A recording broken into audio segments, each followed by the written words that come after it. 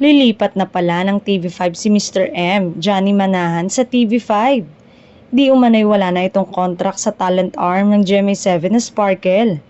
Nakailang taon din si Mr. M sa Sparkle pero hindi siya naging visible sa mga event ng Sparkle. May sariling talent arm na rin ang kapatid network at baka makatulong si Mr. M na magkaroon sila ng mas maraming stable na stars.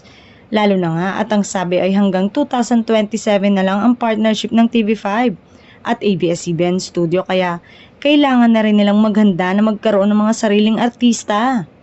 Sa ABS-CBN nga nag-umpisa si Mr. M bilang head ng Star Magic na pinamumunuan ngayon ni Mr. Lorente Jogi.